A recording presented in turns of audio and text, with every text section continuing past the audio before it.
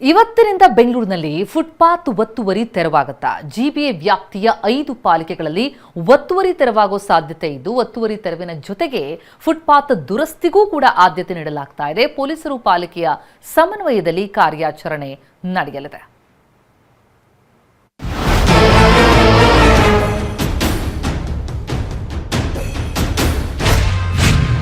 Footpath ಒತ್ತುವರಿ ವಿರುದ್ಧ ಸಚಿವ ಕೃಷ್ಣ ಬೈರೇಗೌಡ ವಾರ್. ಇವತ್ತಿನಿಂದ ಬೆಂಗಳೂರಿನಲ್ಲಿ ಫುಟ್ಪಾತ್ ತೆರವು ಆಪರೇಷನ್.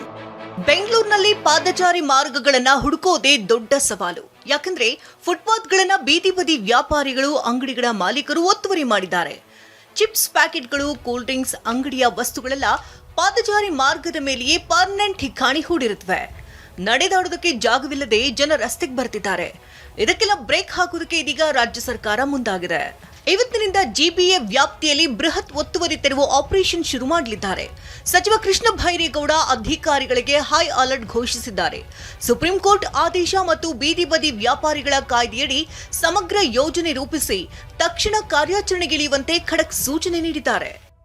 ನಿಮ್ಮ ಮನೆಯಲ್ಲಿ ಯಾರಾದರೂ ಒಬ್ಬರು ನಿಮ್ಮ ಕುಟುಂಬದ ಸದಸ್ಯರು ರೋಡ್ ಮೇಲೆ ಅವರು ಯಾಕೆ ಸಾಯ್ತಾ ಇದ್ದಾರೆ? ಫುಟ್ಪಾತಲ್ಲಿ ನಡೆಯೋದಕ್ಕೆ ಜಾಗ ಇಲ್ಲ, ರೋಡ್ ಮೇಲೆ ಬಂದು ಗಾಡಿ ಯಾವುದೋ ಹಿಟ್ಟು ಆಗ್ತಾ ಇದೆ, ಸಾಯ್ತಾ ಇದ್ದಾರೆ. 300 ಜನ ಸಾಯ್ತಾ ಇದ್ದಾರೆ ಬೆಂಗಳೂರಿನಲ್ಲಿ. ಇದು ನ್ಯಾಯನಾ ಸ್ವಾಮಿ? ಯೋಚನೆ ಮಾಡಿ, ನೀವು ಯೋಚನೆ ಮಾಡಿ. ಎಲ್ಲರೂ ಸಹಕಾರ ಕೊಡಬೇಕು. ಜೀವಕ್ಕಿಂತ ಮುಖ್ಯವಾಗಿರೋದು ಏನಿದೆ ಅನ್ನೋದು ಸ್ವಲ್ಪ ಯೋಚನೆ ಮಾಡಿ. ಅಂಗಡಿಯವರು ಮುಂದಕ್ಕೆ ಎಕ್ಸ್ಟೆನ್ಷನ್ ಮಾಡ್ಕೊಂಡು ಬಂದಿದ್ರೆ ನಾನು ಮತ್ತೆ ಅವ್ರಿಗೆ ರಿಕ್ವೆಸ್ಟ್ ಮಾಡ್ತಾ ಇದ್ದೀನಿ, ವಾಲಂಟಿಯರ್ ಆಗಿ ನೀವು ತಕ್ಕೊಳ್ಳಿ. ನಾವು ಯಾರೂ ಬಂದು ನಿಮ್ಮದ ಅಂಗಡಿ ನೀವು ಮುಂದಕ್ಕೆ ಕಟ್ಕೊಂಡು ಬಂದಿರೋದನ್ನು ಎತ್ತಿ ಕಿತ್ತಾಕಬೇಕು ಮಾಡಬೇಕು ಅಂತಿಲ್ಲ.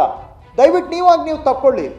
ಈಗಲೂ ರಿಕ್ವೆಸ್ಟ್ ಮಾಡ್ತಾ ಇದ್ದೇನೆ, ವಾಲಂಟಿಯರ್ ಆಗಿ ನೀವು ಒತ್ತುವರಿ ಮಾಡ್ಕೊಂಡು ಬಂದಿದ್ರೆ ದಯವಿಟ್ಟು ನೀವು ತೆಗೆದುಕೊಳ್ಳಿ. ಬಲವಂತವಾಗಿ ಅದನ್ನ ತೆರವು ಮಾಡೋದಕ್ಕೆ ಅವಕಾಶ ಕೊಡಬೇಡಿ ಪ್ಲೀಸ್. ಸರ್ಕಾರ ಯಾಕೆ ಬಂದು ಬಲವಂತವಾಗಿ ಮಾಡಬೇಕು? ನೀವು ಒತ್ತುವರಿ ಮಾಡ್ಕೊಂಡು ಬಂದಿದ್ದೀರಾ, ಸಾರ್ವಜನಿಕರ ಜಾಗ, ನಿಮ್ಮ ಸ್ವಂತ ಜಾಗದಲ್ಲಿ ನೀವು ಬಿಸ್ನೆಸ್ ಮಾಡ್ಕೊಳ್ಳಿ. ಸಾರ್ವಜನಿಕರ ಜಾಗವನ್ನು ಯಾಕೆ ಒತ್ತುವರಿ ಮಾಡ್ತೀರಾ? ಸಾರ್ವಜನಿಕರಿಗೆ ಬಿಡಿ, ಅದು ಸಾರ್ವಜನಿಕರ ಆಸ್ತಿ. ಅದು ಫುಟ್ಪಾತ್ ತೆರವು ಒಂದು ಕಡೆ ಆದ್ರೆ ಮತ್ತೊಂದೆಡೆ ನಗರದ 1500 ಕಿಲೋಮೀಟರ್ ರಸ್ತೆಯನ್ನ ನಾನ್ ವೆಂಡಿಂಗ್ ಝೋನ್ ಅಂತ ಘೋಷಿಸಲಾಗಿದೆ. ಅಂದ್ರೆ ಈ ಪ್ರಮುಖ ರಸ್ತೆಗಳಿಂದ ಬಡ ವ್ಯಾಪಾರಿಗಳನ್ನ ಸಂಪೂರ್ಣವಾಗಿ ಹೊರದಬ್ಬಲಾಗುತ್ತೆ.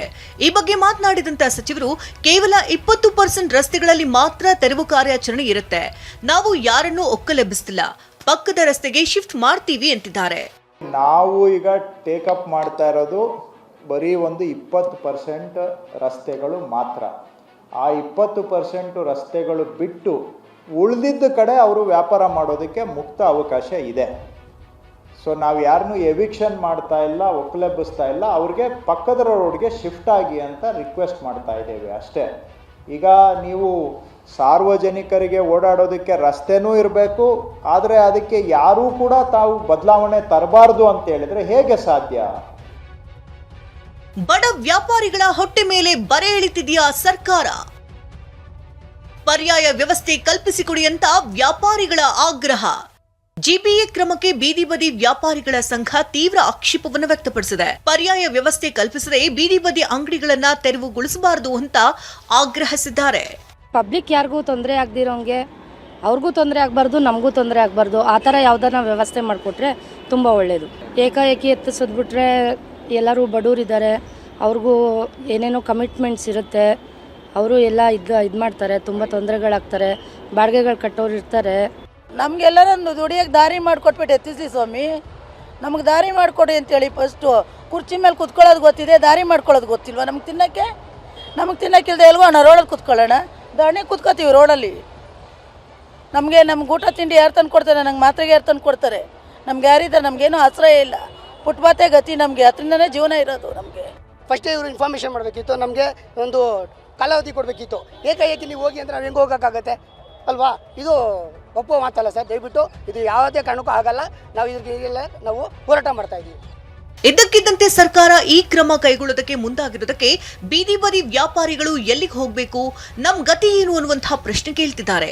ಒಟ್ನಲ್ಲಿ ಸರ್ಕಾರ ಇವತ್ತಿನಿಂದ ಆರಂಭಿಸಲು ಉದ್ದೇಶಿಸಿರುವಂತಹ ಫುಟ್ಪಾತ್ ತೆರವು ಕಾರ್ಯ ನಡೆಯುತ್ತಾ ಅಥವಾ ಕೆಲಕಾಲ ಸಮಯಾವಕಾಶ ನೀಡುತ್ತಾ ಅನ್ನೋದೇ ಸದ್ಯಕ್ಕಿರೋ ಪ್ರಶ್ನೆ. ಲಕ್ಷ್ಮೀ ನರಸಿಂಹ ಜೊತೆ ಅರುಣ್, ಟಿವಿ9 ಬೆಂಗಳೂರು. ಅಂದ್ರೆ ಜಿಬಿಎ ವ್ಯಾಪ್ತಿಯ 5 ಪಾಲಿಕೆಗಳಲ್ಲಿ ಈ ಒತ್ತುವರಿ ತೆರವಾಗುವಂತಹ ಸಾಧ್ಯತೆಗಳು ಕಂಡು ಬರ್ತಾ ಇದೆ. ಒತ್ತುವರಿ ತೆರವು ಅದರ ಜೊತೆಗೆ ಫುಟ್ಪಾತ್ ದುರಸ್ತಿಗೂ ಕೂಡ ಆದ್ಯತೆಯನ್ನ ನೀಡಲಾಗುತ್ತೆ. ಪೊಲೀಸರು ಮತ್ತು ಪಾಲಿಕೆಯ ಸಮನ್ವಯದಲ್ಲಿ ಈ ಕಾರ್ಯಾಚರಣೆ ನಡೆಯಲಿದೆ.